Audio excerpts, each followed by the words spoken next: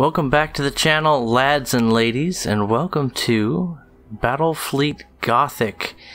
And this is a Warhammer 40k universe game. It's based on, I believe it's a tabletop game of the same name. And it really reminds me of, oh, by the way, I should have introduced the mission. We're taking down an orcish space Hulk, and it is by far the largest hostile object I've seen in this game, and this is about my 5th try to take this thing down. My current strategy is fire torpedoes, so we'll see how that goes. This enemy behemoth easily has the tankiness and the firepower to take down my ships on his own. And on top of that, geez, that's a strong shield. On top of that, the enemy is constantly spawning swarms of basically destroyer-class vessels, which are small ships in this game. They come and suicide their way into my cruisers, so this is something of a challenging mission you're going to be observing today. But let me backtrack a little bit to introduce Battlefleet Gothic. This really reminds me of a game that I was passionate about when I was much younger, growing up, playing on the family PC, a game called Star Trek Starfleet Command 2. And for those of you that are not familiar with that game, which I would assume is the majority of you, it was a 2D tactical Starship Command game set in, obviously, the Star Trek universe. And that blue dunderhead is my AI ally, and in this particular game, AI allies are fairly useless. As you can see, he has the wise decision to go for a ramming attack against the largest object in the game. So he wasn't all that useful in this battle, as you can see. One of the things that I really loved about Starfleet Command from way back in the day is there was a great variety of ships you could command, as well as a variety of different races under your control, potentially.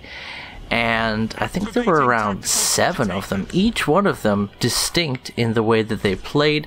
Very well done there. You could play the Romulans with their stealth technology and their hit-and-run tactics, the Klingons with their aggressive offensive abilities, but less of an ability to take a hit compared with some other craft, and a little bit of stealth thrown in just for spice. Of course, you could play as the Starfleet ships, which have fantastic sensors and overall fairly well-balanced statistics, just as you would expect, with a focus on the very powerful and versatile photon torpedo, which also had several different modes of firing, between overload mode, where it would be extra powerful, normal fire, and a proximity burst that would be useful in detecting stealthed enemy ships, as you saw in the series. And that's another thing about Starfleet Command 2, by the way.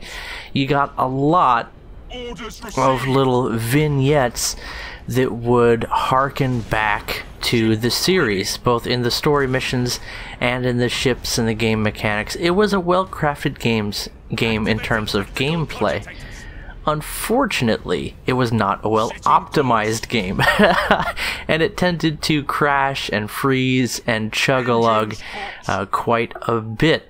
As we get our ships into position, maybe it's time to talk more about this game itself. And yeah, I almost... was this made by the same people? It really does feel like Star Trek Starfleet Command 2. There is a single campaign, which is probably the biggest downside to this game, and it is on a short list of what I would consider to be flaws with the game. There's only one campaign, and it's not incredibly deep or engaging, in my humble opinion. It does have some flavor.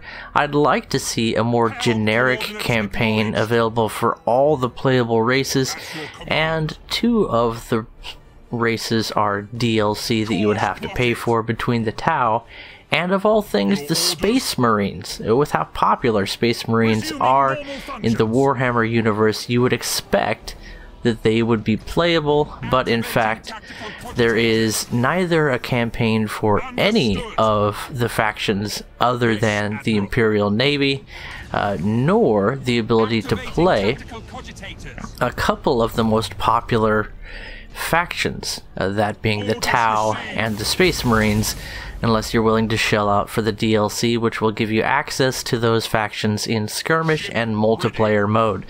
So not the best, but this is the first entry in the series, and there is actually a second entry in the series available that recently went on sale, and I picked that up as well. And one of the reasons that you're seeing Armada 1 being played and not Armada 2 is I have the suspicion that once I start playing Armada 2, I'm not going to want to play Armada 1. And I did buy both games.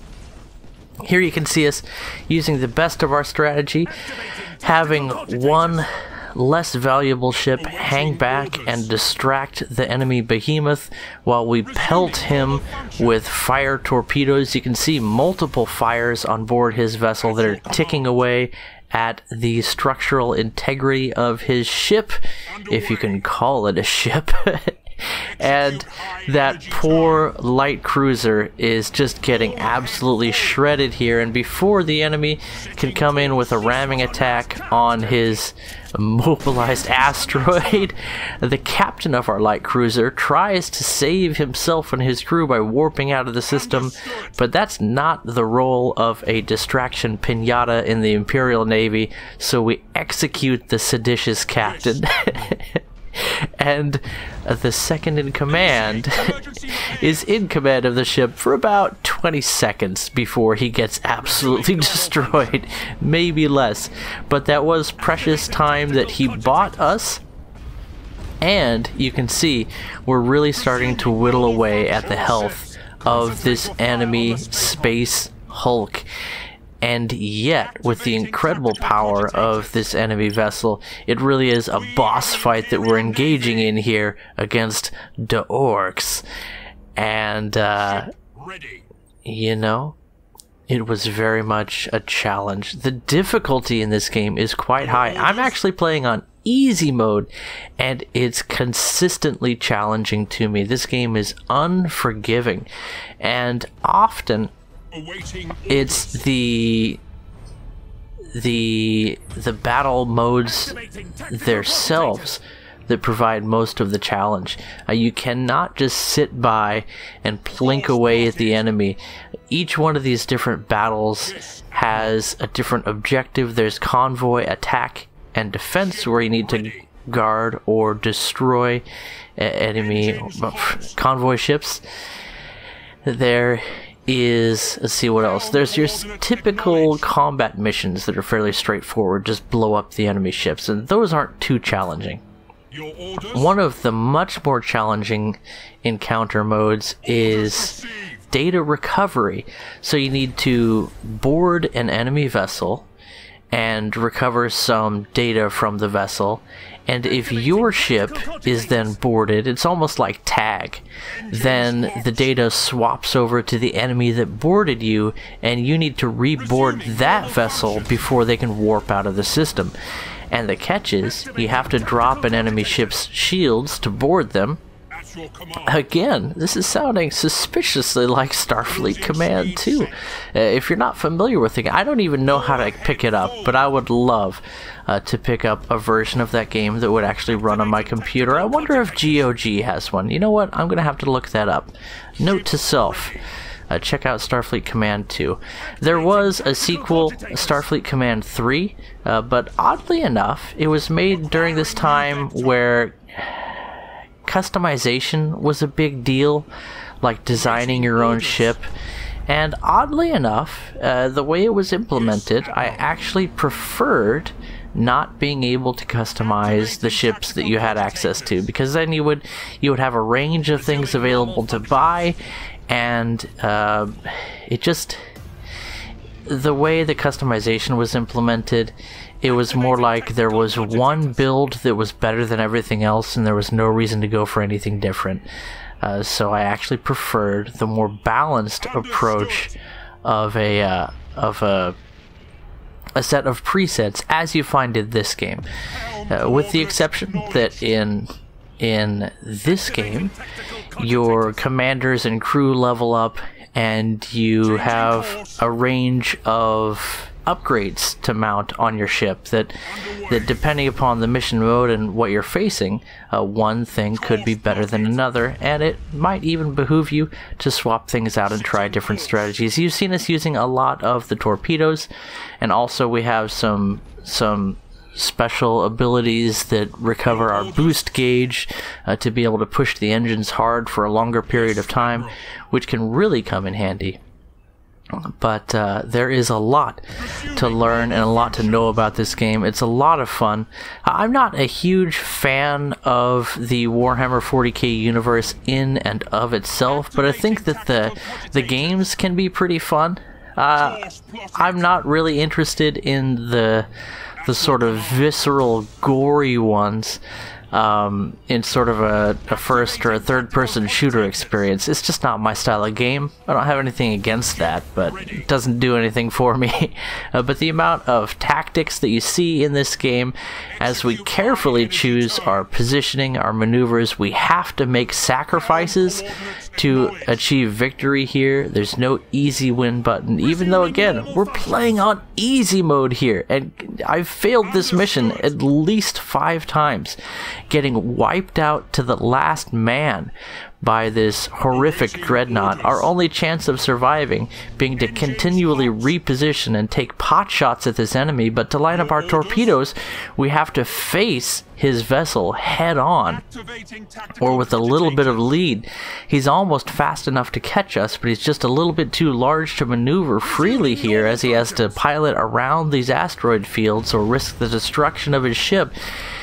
And at the same time, we're being suicide rammed by a score of enemy destroyers that keep respawning. So there's definitely, we have to focus down the Space Hulk. We don't have time to waste with these little pests, and yet they will destroy us if we don't deal with them at a certain rate, and we'll definitely be overwhelmed by their continual respawning if we don't deal with the Space Hulk and complete the mission. This is tactics to the T, and a beautiful example of a game that fits my style of play perfectly. And that is what makes this a lovely game to play if you're taking a break from War Thunder, or if you're just looking to play something that you're able to pause, which comes in really handy for me. Obviously, there are multiplayer and skirmish battles available where pausing might not be such an option. But I'm a big fan of the single player content available as well. I did say that there's only one campaign, and it's not really deep or meaningful, but it does have a decent amount of playtime available in it, and maybe a little bit of replayability. But I'm looking forward to Armada 2. I picked this up for around, I think, $8, and it's definitely worth that much. I wouldn't shell out for the DLC, because all it does is give you access to a couple of factions that you can get access to for free in the sequel. And the sequel does have improved graphics and game mechanics over the original anyway. But this is a nice $8 game to pick up just for the single player campaign. in my humble opinion. So it's been something of an assessment of the game as we continue on this battle. You can see that you can't quite pause the action while you're giving commands. It's called tactical cogitators, as you heard the man say, and we're about to get rammed by a destroyer, just like I was talking about. One of the advantages of the Imperial Navy is that they build their warships like, well, like ships, like naval vessels with a I don't know if you would call it a Roman-style prow, in keeping with the theme of Warhammer 40,000, the 37th Reich, and your ability to deal direct front ramming damage to enemy vessels is fairly good when compared with other ships if you're not dealing with a Space Hulk. And that's another game that's going on sale quite often. I might have to pick up Space Hulk, even though it's not my style of game. It does look like a well-crafted game, but that's something for another time. I have Monster Hunter and some other things to play as well, so there's that. Using the Nova cannon there, blap. If we're very lucky, absolutely we were, we can one-shot those enemy destroyers with the Nova cannon. And it does have a chance to miss. In fact, it almost always falls off center of where you aim it, but what it does hit, it hits fairly hard. And here we are getting more volleys of torpedoes into the enemy Space Hulk, and this thing is just an absolute behemoth. We have pumped so much ordnance into this thing, and it just refuses to die, and yet we are going to take it down. I promise you, it needs to happen as more enemy destroyers come crashing into us, turning our ships off of their targeting vector, dealing direct hull damage to our vessels, and definitely causing us to have not such a good time. So this is a heated battle in terms of tactics. I'm constantly slowing down the action with the space bar, turning on the tactical cogitators so we can think about our strategy and line up our special abilities properly. And we are just having one heck of a time here in this battle. It was a lot of fun for me. We're just about to finally grasp victory, and this is the game that I've been playing actually quite a bit lately as I cool off on playing War Thunder a bit myself. I've loved showing replays to you all. I'm really looking forward to the next major update. To talk briefly about War Thunder, I don't like how powerful the KA-50 looks, but it's just such a beautiful aircraft that I probably will have to pick up that helicopter. It would be an easy decision if it wasn't at top tier power level, maybe the strongest helicopter in the game, and also a premium. I don't approve of that at all, but it is pretty sexy. I might have to make a custom camouflage for it right away as well. I'd like to live stream that maybe, but I have some ideas. I might have to get the images my own and then do a stream. Whenever you have an anime theme or something like that, there's always some danger in Google image search, even with safe search turned on. The internet is not a safe place. Anyway, guys, that just about does it for this one. As we launch our final volley of special attacks, you can see this came down to the wire. Another few seconds and we would definitely be taken down here. We used our stasis field special ability that charges up there, and then when the bright ring fills the dim ring, the area of effect is filled with the effect of the special ability, which is to slow enemy vessels by 80-some%, effectively stopping them in space, which really helps to give us some time to pump some torpedoes and macro cannon fire into this Space Hulk. My secret weapons gonna crump all of you! Is it really, though? The Orc must have captured a cyclonic torpedo from an ancient Imperial ship, possibly from the era of the Great Crusade. Cool story, Cog Bro. Exterminatus. I don't think it's gonna work out for him. Well, I think that means we win. Anyway guys, hope you enjoyed this video, a little something off to the side of the main event as we wait for the next update to War Thunder, and it looks like I have some more daddying to do. Catch you guys in the next one. Bye bye.